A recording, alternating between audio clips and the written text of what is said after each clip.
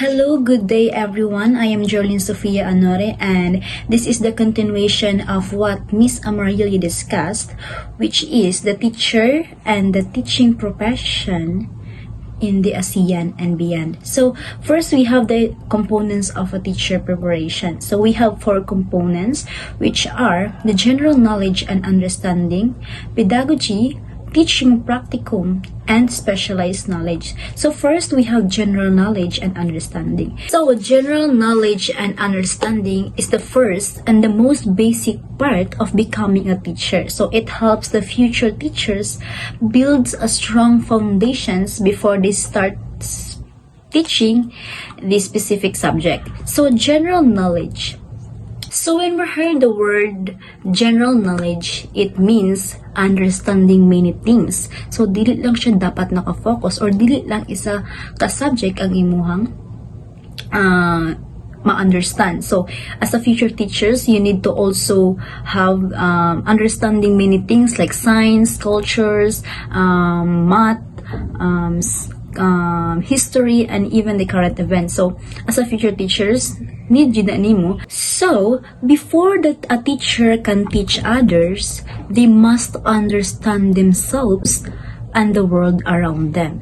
So knowing oneself means discovering your strength, your weaknesses, your values, and even your beliefs. So as a future teachers, you need to also know your strength, your weaknesses. Next, we have the pedagogy. So pedagogy means it is how the teachers help the students learn in the best way possible. So we have the student-centered learning. So the student-centered learning is the focus is on the students. So not just the teachers, but learners are encouraged to explore, ask questions, and share ideas. So like for example, the students work in groups to solve problems. So like for example, ang teacher is maghatag siya og mga math problems or mga example o mga problems, and then ginalet niya ang students to solve on their own, to experience kay para sila mismo experience nila, and then magets nila kay mas better manggod ang active learning kaysa passive learning. So next, we have the cooperative and project-based learning. So where the student works together on projects, share responsibilities, and teamwork. So the example of this is katong research high school, which is each member need to cooperate sa ilahang leader to share ideas, to pass their parts kay para siya ikuan. So by that, they are already cooperating para sila makakuha og ideas, makakuha og mga knowledge about things. And so last, we have the inclusive and sustainable learning. So education is for everyone, no matter their background, the ability, and also it encourages caring for the planet. So like for example, teachers include the students with disabilities and promote eco-friendly habits. So next, we have the teaching practicum. So this is when the future teachers practice what they learn by actually teaching it in real classroom. So it's like learning by doing. So they apply the theories and methods that they studied in college to real life situations. Like for example, a student teacher spent a few months. So like for example, a student teacher spends a few months teaching in a public school, handling real students, making lesson plans, and managing the class just like a real teacher. So it is also requirement for a certification, meaning you must experience real teaching before becoming our licensed teachers. So in short, practicum helps future teachers gain confidence, improve their teaching skills, and understand what it truly likes to be in front of the class. So last, we have the specialized knowledge. So this part focuses on what teacher will actually teach and how deeply they understand their subjects. So we have the different grades levels have different focuses. So first, we have the preschool to grade 3. So ang focus lang is ang child growth and development. So ang teacher is gina-learn niya about on how young children think, feel, and learn. So like for example, understanding that small kids prefer or mas maka-learn sila best through play and stories, dili lang siya long lectures. So mas prefer nila na maka-learn sila through stories, to playing games, and everything. So next, we have the upper elementary to secondary. So ang focus is ang subject mastery. So teachers study their chosen subjects in depth like math, sciences, English, or history. So like for example, a high school science teacher learns how to explain complex lessons to synthesis in a simple and engaging way. So this specialized knowledge or specialized course help develop important teacher standards, which are qualities every students or teachers must have. So first, we have the 21st century skills. So using technologies, creativity, and critical thinking in teaching. So teachers dapat na-educate skills like for example, karon nga century or karon nga panahon is mas need na jud ang computers or technologies. So like for example, teachers use digital tools like PowerPoint or online quizzes to make lessons interactive. So the second one is we have the professionalism and accountability. So being responsible, ethical, and a good role model. Like for example, coming to class on time, dressing properly, and respecting students. So number 3, we have the pedagogical competence. It is knowing the best methods to teach effectively. So like for example, using games, visuals, or discussions to help the students understand better. So naay mga students na mas prefer nila like visual learning or audio and everything or kuan pa. So ang teacher is magamake na siya og kanang efforts kay para sa ma-substance sa students ang iyang lessons. So it's either magpa-visual ba siya, magpa-video video learning, or mag-use ba siya og mga games to interact with students. 4 is we have the teacher's qualities. So teacher qualities is showing the patience, kindness, and passions for teachings. So like for example, a teacher who listens to students' problems and encourage them to do their best. So, isa po na siya sa qualities as a teacher.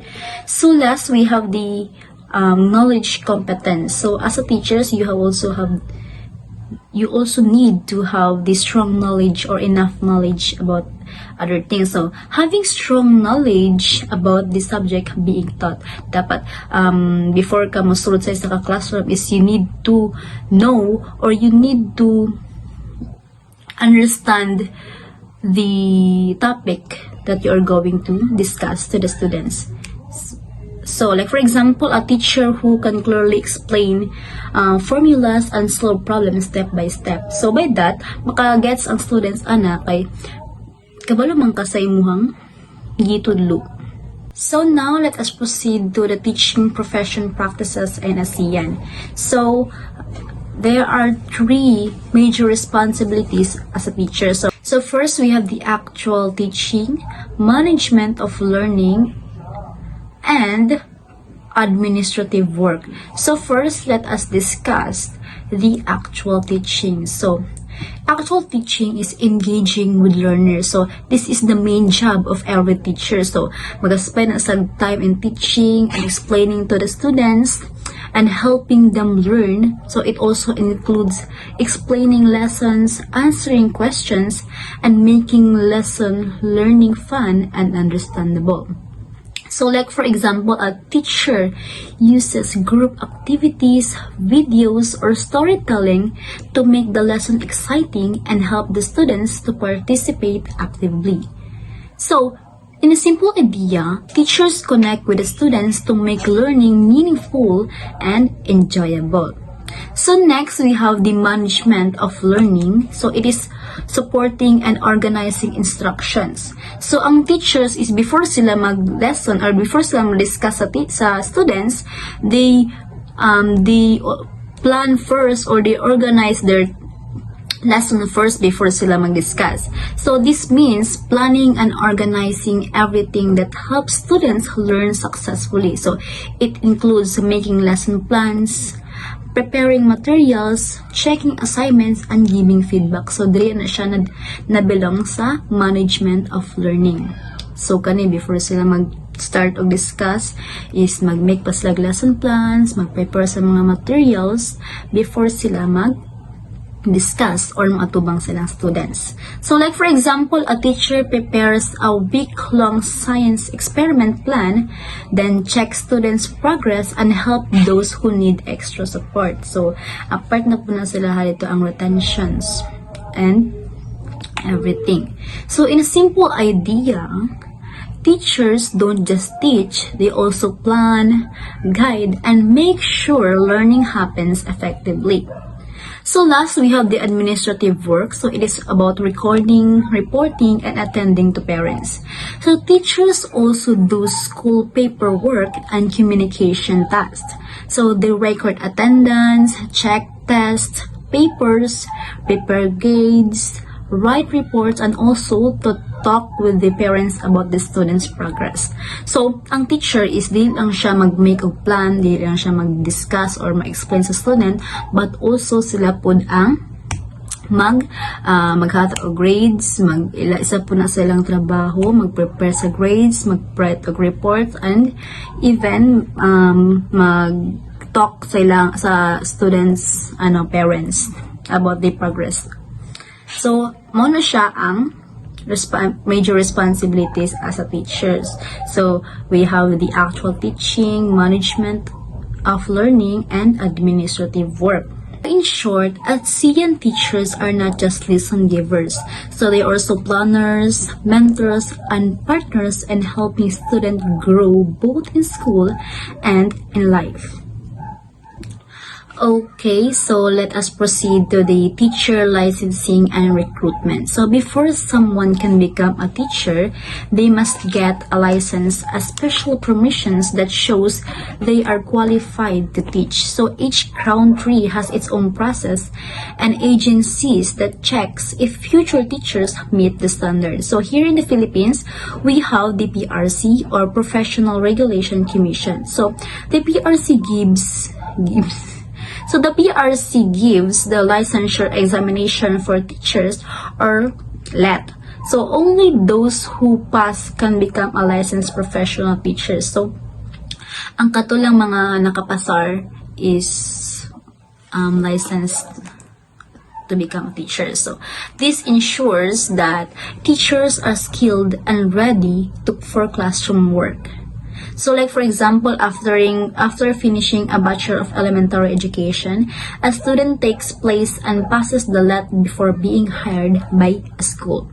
So we also have here in the Singapore. So the Singapore has the National Institute of Education or NIE. So the NIE is the country's main teaching, training, and licensing body. So sa ato sa Philippines is examination. Diri sila is kanang training. So it trains the teachers to become experts in modern, high-quality educations. So teacher must complete training programs before they are allowed to teach. So before sila mag-teach sa public school or sa schools, they need to complete the training before sila magkuan. So like for example, in Singapore, teachers are trained to use advanced teaching methods and technology in class. So, sa Thailand, naata dre Teachers Educational Council. So, kung sa teacher is take ng examination. Then ang sa Singapore is a training. Diri is na like council. So this council, ang council is mag-check if ang teacher met ba niya ang national standards and are fit to teach. So ang council ang mag-decides. So, it also ensures teachers are professionals, ethical, and effective in the classroom. So, like for example, a teacher in Thailand must be certified by the council before being officially hired by a school. So, sa Indonesia, we have the ACTA for license or teacher colleges. So, teacher colleges in Indonesia issues the ACTA for license, which serves as proof of qualification. So the process is monitored by the Ministry of Education to make sure standards are followed. So like for example, a graduate from a teacher college applies for the ACTA for license before starting their teaching career. So mag-apply pa sila aning ACTA for license before sila mag-start sa ilahang teaching career. And recruitment make sure that only trained, competent, and professional teachers are allowed to guide students, so protecting the quality of education in every ASEAN country. So last, we have the teaching profession beyond ASEAN, which is ang China. So, ilang education system nito is China has one of the largest education system in the world, showing how important learning is in their society. So, over 2 million students, ang students sa China is over 2 million. Ang ilang teacher is 9 million teachers, so are part of the system. So the National Education Commission controls and plans the curriculum for all the schools. So this means it is really highly centralized and consistent across the country. Okay, we have the education structure in China. So first, they have primary education, 6 years. So, children learn the basic like reading, writing, and math. So, pares rin po nandre sa to sa Philippines, grade 1 to grade 6. So, sa junior middle school, nasa 3 years, focuses on deeper subjects such as science, literature, and basic technology. So, like for example, dre sa to is, sa Philippines is grade 7 to grade 9. So, sa senior middle school, 3 years po na siya. Mo ni siya, gina-prepare na ang mga students dali for university through advanced subjects and career guidance. So, dali sa Philippines, ito is from grade 10 to grade 12. So, number 4 is university. So, 6 years na siya. Similar gyapon sa TOA. Then, students specialize in their chosen fields, including teacher education program. So, like for example, students may take education degrees to become teachers or professors. Same lang yapon sa tuwa. So, we have the example here. So, China focuses on quality and discipline in education. So, nag-focus sila sa quality o ang discipline sa education. So, recently, they have reduced homework. So, gi-reduce nila ang homework and after-school tutoring pressure to help the students to have a more balanced life. So, teachers are also trained to focus on students' mental well-being and not just academic success. Okay, there are teacher categories in China. So, there are main types of teachers. So, nasa'y duha ka buok. Ang gongban teachers o ang minban teachers. So, ang gongban teachers is muna siya ang state paid or paid na siya by the government. So, muna siya ang nagtrabaho sa public schools.